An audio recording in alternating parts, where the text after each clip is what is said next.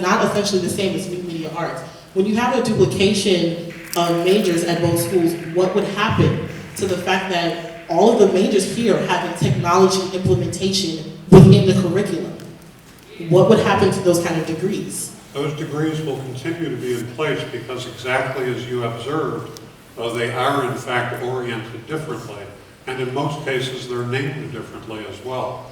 So while there will be issues of integration into academic departments, we'd have to make those integration efforts work well. The programs, however, from my perspective, should continue. Question? Yes, sir. I'm pretty passionate, as you can imagine. Yes. Thomas We got that. Thomas Parker, class of 2006, Mechanical Engineering Technology.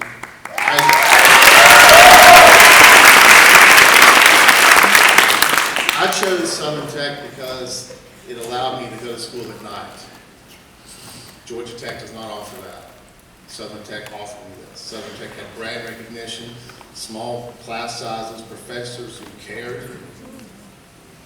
I think if this goes through, which I think is a bad idea, I would like to offer my information to be an alumni representative on this implementation team.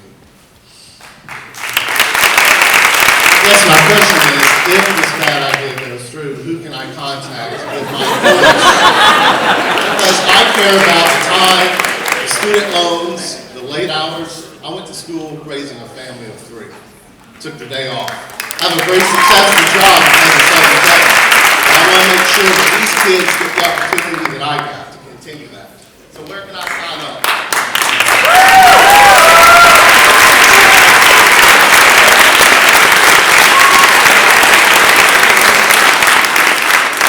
Dr. Dempsey will pass your card along to us. And since we had the conversation out in front of this building last Friday, I have had a number of emails from people volunteering to work with the transition and the implementation process, and there will be room for a lot of people because there are a lot of dimensions to this consolidation. And so anyone who's interested in being part of that conversation, please let either one of us know, because it's not just the implementation team, but there will be some really critical decisions that need to be made by other groups that are very focused on specific questions. Congratulations for your success.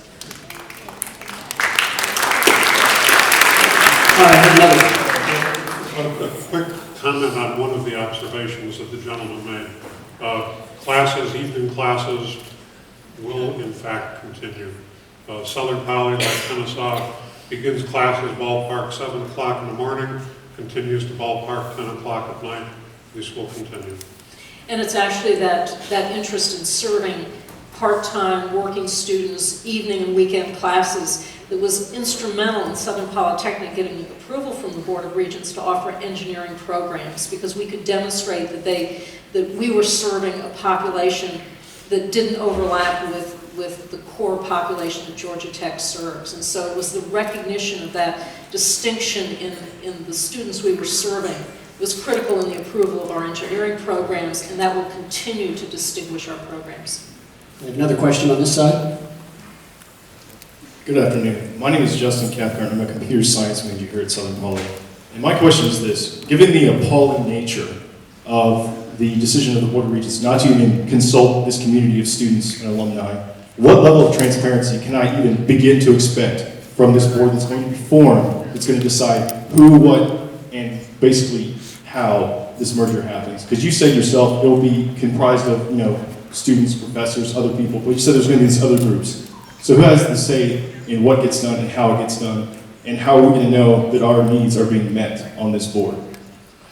Well, the other groups are also students, faculty, staff, alumni, community members that will be working with the implementation team. So, and we are the ones who appoint the members of the implementation team itself. So it's our communities, our combined communities, that are making those decisions. There will be some of the decisions, some of the recommendations that will have to go to Board of Regents staff, the Chancellor, that relate to overall policy. but it's going to be our communities that are making those decisions and making those recommendations. I don't know what you want to add to And that.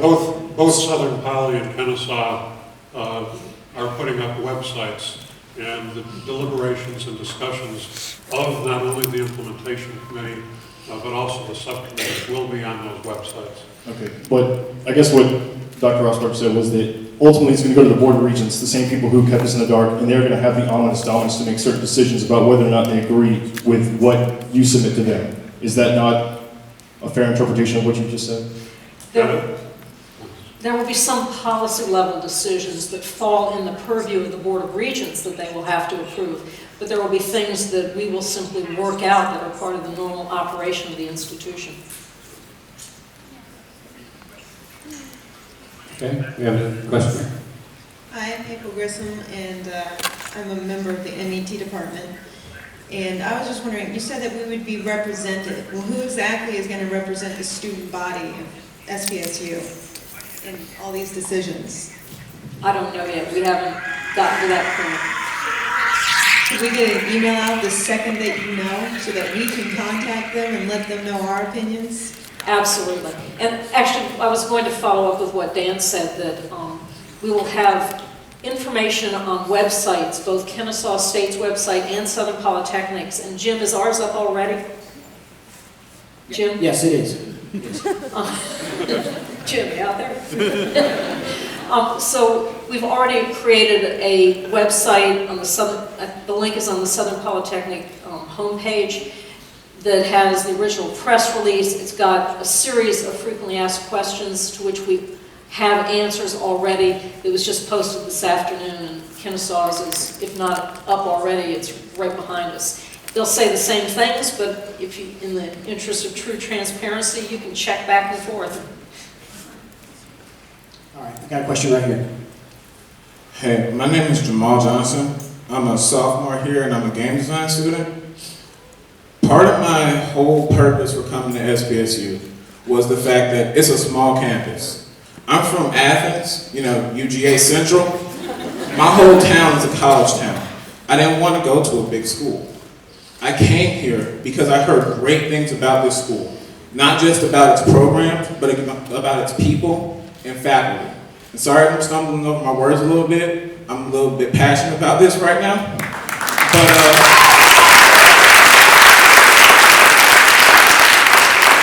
I know many people who go to KSU. And I know that a lot of us here are introverts. If I'm using that word right, that's what we are. That is Southern Poly. KSU doesn't have a lot of introverts. They don't fit with us. So what I gotta ask is, if we can't live with one another.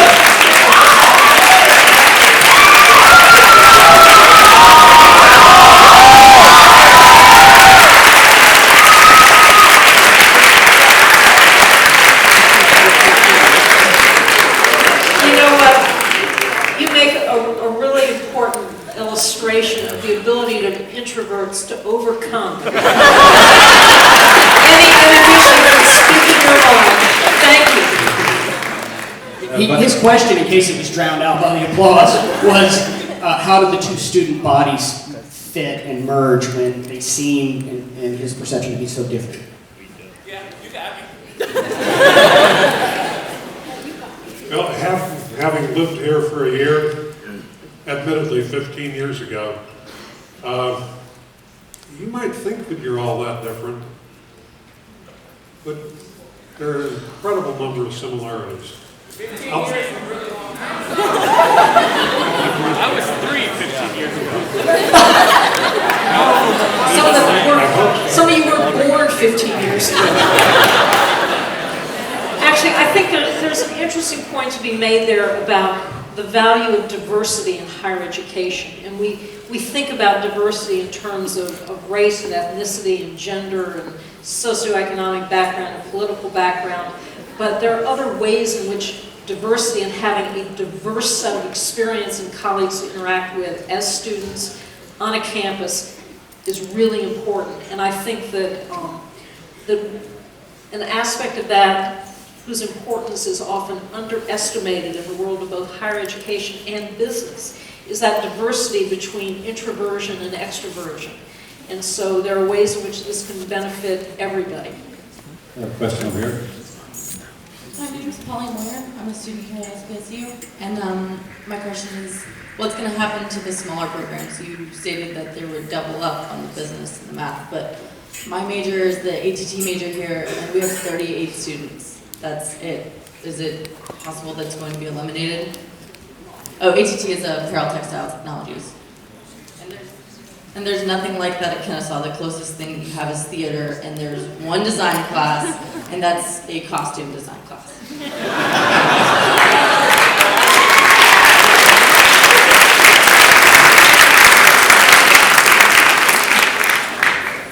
The University System of Georgia has a set of comprehensive analyses underway even as we speak.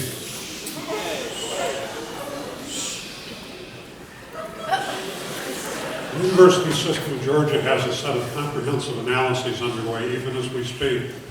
And 38 is a pretty solid number. So my speculation, pure speculation, is that the ATT program will be in good shape. Okay, another question over here. Actually, let me add one point to that. There is an analysis, as Dan says, there's an analysis going on in the university system right now looking at, it's not really the number of majors, but it's the number of graduates over a 3-year period and an average. And this is absolutely unrelated to anything with consolidation of institutions. But the system is looking at programs that have relatively low number of majors and not necessarily slating them for